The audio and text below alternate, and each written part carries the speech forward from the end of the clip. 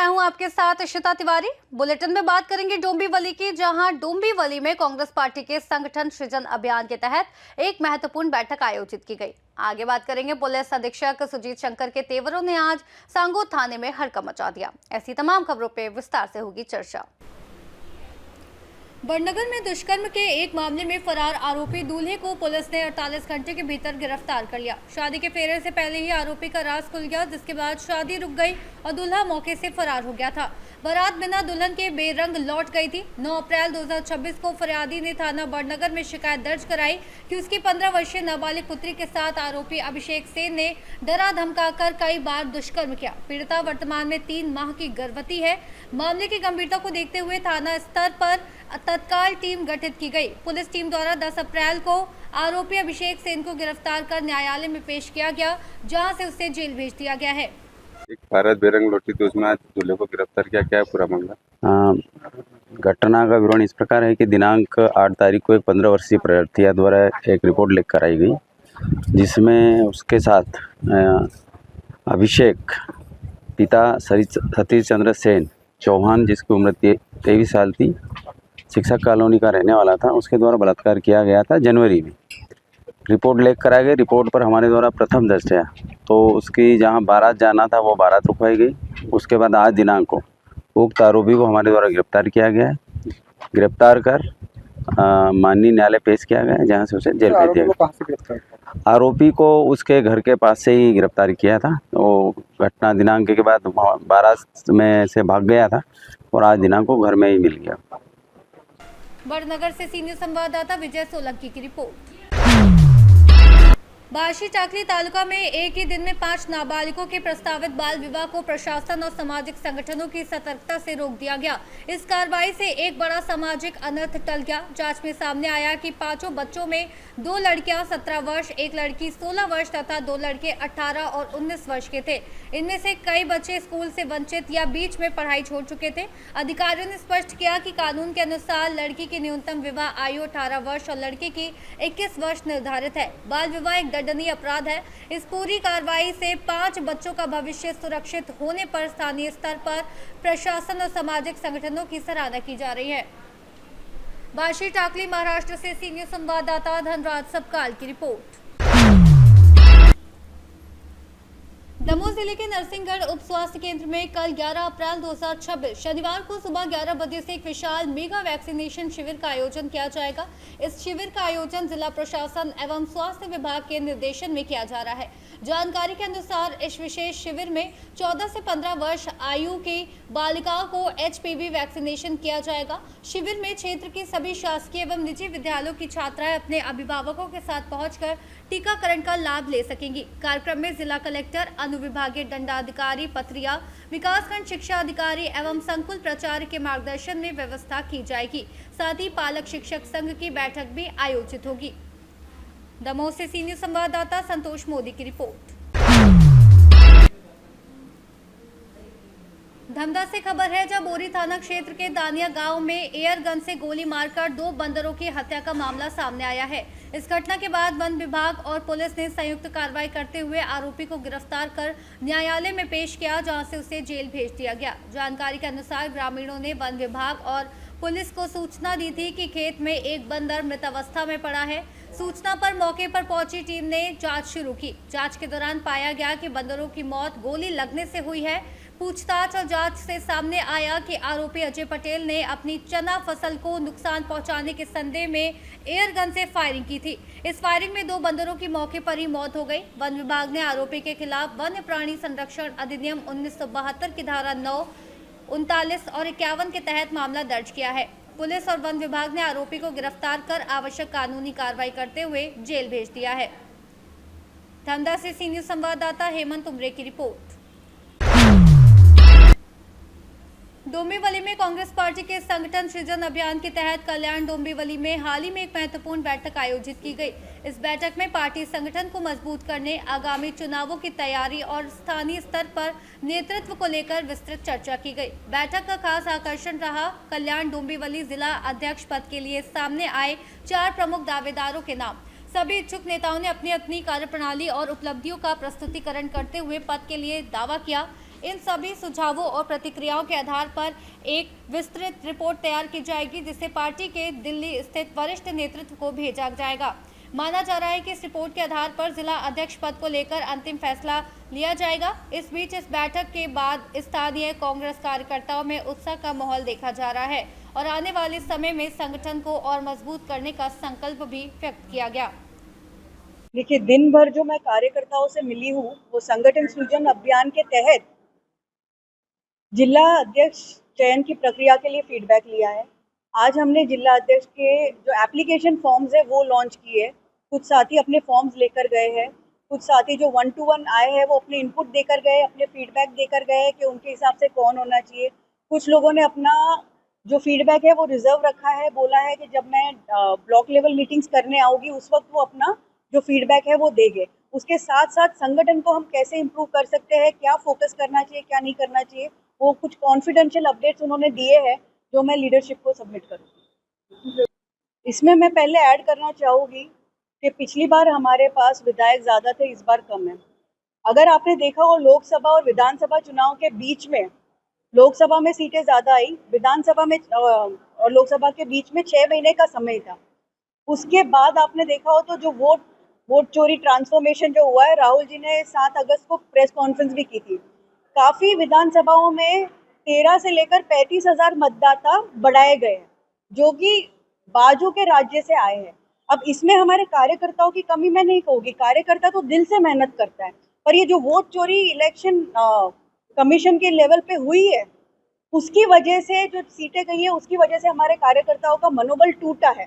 दूसरा, आप कह रहे हो शिफ्टिंग जो होता है, उस शिफ्टिंग जो हॉर्स ट्रेडिंग है, बीजेपी डरा के धमका के बहुत कुछ करती है। जो डोंबिवली से सी न्यूज़ संवाददाता दीपक मोरे की रिपोर्ट। डोंबिवली पश्चिम में एक अत्यंत खतरनाक इमारत को गिराने की प्रक्रिया शुरू कर दी गई है। घनश्याम गुप्ते रोड स्थित गोपी मॉल के पास स्थित कापुरे एस्टेट नामक इस इमारत को भवन मालिक द्वारा स्वयं के खर्च पर गिराया जा रहा है। बताया जा रहा है कि ये ग्राउंड प्लस 4 मंजिला इमारत काफी जर्जर हो चुकी थी और नगर निगम प्रशासन ने इसे अति धोखादायक घोषित करते हुए नोटिस जारी किया था। स्ट्रक्चरल ऑडिट रिपोर्ट में भी इमारत को बेहद खतरनाक बताया गया था। इमारत के मालिक चंद्रकांत कापुरे ने कहा कि वे प्रशासन के साथ पूरा सहयोग कर रहे हैं और सुरक्षा को ध्यान में रखते हुए अपने खर्च पर ही इमारत को गिराया जा रहा है। प्रशासन की ओर से भी क्षेत्र में सुरक्षा के आवश्यक इंतजाम किए गए हैं ताकि किसी प्रकार की दुर्घटना से बचा जा सके। माझं नाव जयंत प्रभाकर कापुरे। ही बिल्डिंग कापुरे इस्टेट गोपी मॉल जवळ आहे। ही बिल्डिंग धोकादायक झाली, महानगरपालिकेची नोटीस आली होती। त्यांच्या म्हणण्यानुसार आम्ही ही बिल्डिंग त्यांनी सांगितलं 15 दिवसात तोडायची आणि आज तोडायला सुरुवात केली आहे। आम्ही महानगरपालिकेला सहकार्य करत आहोत। Building ground plus 4th floor आहे, 4 मजले तिथे। जी धोकादायक झाली ती आम्ही आता कोलॅप्स करतो आहे। महानगरपालिका आमचं सहकार्य आहे करत आहोत। बिल्डिंगला 30-40 वर्ष झाली, 40-45। डोंबिवली से सी न्यूज़ संवाददाता दीपक मोरे की रिपोर्ट। डेडियापाड़ा तालुका में स्थानीय स्वशासन चुनाव को लेकर राजनीतिक सरगर्मियां तेज हो गई हैं। शुक्रवार को विधायक चैतर वसावा की मौजूदगी में एक विशाल जनसभा और रोड शो का आयोजन किया गया, जिसमें हजारों की संख्या में समर्थक शामिल हुए। रैली के बाद सागबारा और डेडियापाड़ा तालुका में उम्मीदवारों ने भारी भीड़ के बीच अपने नामांकन पत्र दाखिल किए। पूरे क्षेत्र में चुनावी माहौल पूरी तरह गर्म हो गया है और समर्थकों में उत्साह देखने को मिला। इस मौके पर विधायक चैतर वसावा ने कहा कि जनता के विश्वास और समर्थन के साथ क्षेत्र में विकास कार्यों को और तेज किया जाएगा। उन्होंने दावा किया कि आम आदमी पार्टी जनता के मुद्दों पर लगातार काम कर रही है और इस चुनाव में बेहतर प्रदर्शन करेगी। स्थानीय निकाय चुनाव को देखते हुए विभिन्न राजनीतिक दलों की गतिविधियां लगातार बढ़ती जा रही हैं। वहीं डेडियापाड़ा में हुई इस विशाल रैली ने चुनावी समीकरणों को और रोचक बना दिया है। डेडियापाड़ा गुजरात से सी न्यूज़ संवाददाता साबिर मेमन की रिपोर्ट।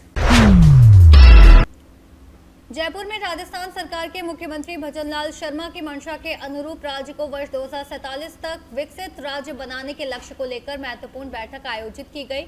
ये बैठक प्रभारी मंत्री जोगाराम पटेल की अध्यक्षता में उनके सिविल लाइन स्थित राजकीय आवास पर हुई। बैठक में उप मुख्यमंत्री प्रेमचंद बैरवा सहित कई विधायक एवं जनप्रतिनिधि उपस्थित रहे। बैठक के दौरान जयपुर जिले के समग्र विकास, आधारभूत ढांचे को मजबूत करने, सुशासन को बढ़ावा देने और जन कल्याणकारी योजनाओं को अंतिम व्यक्ति तक पहुंचाने पर विस्तार से चर्चा की गई। प्रभारी मंत्री ने कहा कि सरकार का उद्देश्य है कि सभी योजनाओं का लाभ बिना किसी बाधा के आमजन तक पहुंचे। साथ ही जयपुर को पर्यटन, स्वच्छता और हरित विकास के क्षेत्र में आगे बढ़ाने पर भी विशेष जोर दिया गया।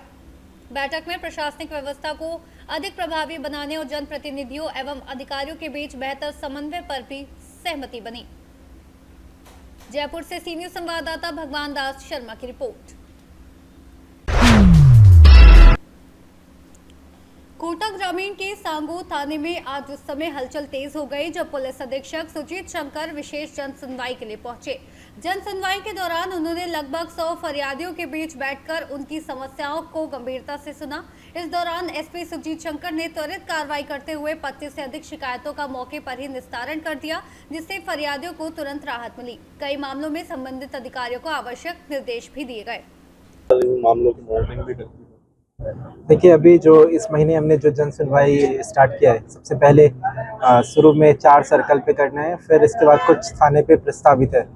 तो इसमें जो हमारे पास परिवाद आते हैं, तो कुछ परिवाद जो हमें लगता है जो एसएचओ लेवल पे ही, थाने लेवल पे ही निस्तारण किया जा सकता है, तो उसको तुरंत हम एसएचओ को निर्देशित करके उनको संभला देते हैं। जहाँ तक मॉनिटरिंग की बात है, तो हमारे एसपी ऑफिस में एक कंप्लेंट सेल है, परिवाद सेल है, तो वो उस चीज़ का अलग रजिस्टर मेंटेन करती है और जो ये जन सुनवाई हम करते हैं उसका रेगुलर फॉलोअप लेती है।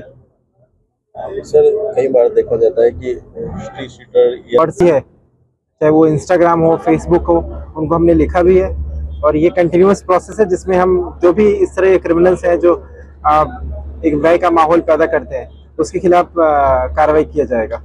सर, पिछले महीनों में आपने जन सुनवाई की थी, लगातार ये प्रयास किया जा रहा है, इसमें कोई सकारात्मक चीजें देखने को मिली है आपको? देखिए, हमने ये जरूर है, जैसे मेरा यदि थाने पे विजिट होता है या सर्कल पे विजिट होता है और उस परिवार को जब मेरे द्वारा निर्देशित किया जाता है तो उसमें सेंसिटिविटी बढ़ता है और हमारे पुलिस के द्वारा भी उसमें जल्दी से कार्रवाई की जाती है। जो एक सबसे बड़ा एग्जाम्पल था, अभी हमने सुकेत थाने में जन सुनवाई लिया था, तो एक मुकदमा लगभग 15-17 दिन से पेंडिंग था जिसमें एक बच्ची गायब हो गई थी, तो उसको हमारी पुलिस की टीम के द्वारा अगले दिन ही उसको दस्तयाब कर लिया गया।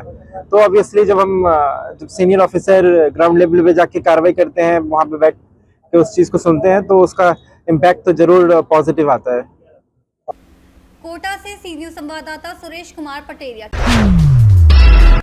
महर स्थित शारदा मंदिर में दान व्यवस्था को लेकर एक नया मामला सामने आया है। जानकारी के अनुसार दान पेटी के नीचे एक कटोरा रखा गया है जिसमें श्रद्धालुओं को टीका और प्रसाद प्राप्त करने के लिए दान राशि डालनी पड़ती है। इस व्यवस्था को लेकर श्रद्धालुओं में तरह तरह की चर्चाएं हो रही हैं। कुछ लोगों का कहना है कि ये व्यवस्था पहले से अलग है और इससे पारदर्शिता पर सवाल उठ रहे हैं। सतना से सी न्यूज़ संवाददाता शिवम की रिपोर्ट। उचेहरा क्षेत्र के ग्राम गोवराव कला में संविधान निर्माता डॉक्टर भीमराव अम्बेडकर की प्रतिमा को असामाजिक तत्वों द्वारा खंडित किए जाने का मामला सामने आया है। प्रतिमा पर कालिक पोतने की घटना के बाद क्षेत्र में तनाव और आक्रोश का माहौल बन गया। घटना से आक्रोशित बहुजन समाज और भीम सैनिकों ने विरोध प्रदर्शन करते हुए लगभग 2 घंटे तक मार्ग जाम कर दिया। प्रदर्शनकारियों ने आरोपियों की जल्द गिरफ्तारी और सख्त कार्रवाई की मांग की है। स्थानीय लोगों का कहना है कि एक ओर जहां प्रदेश में अम्बेडकर जयंती पर बड़े स्तर पर कार्यक्रम आयोजित किए जा रहे हैं, वहीं दूसरी ओर इस तरह की घटनाएं समाज में आक्रोश पैदा कर रही हैं। सतना से सी न्यूज़ संवाददाता शिवम की रिपोर्ट।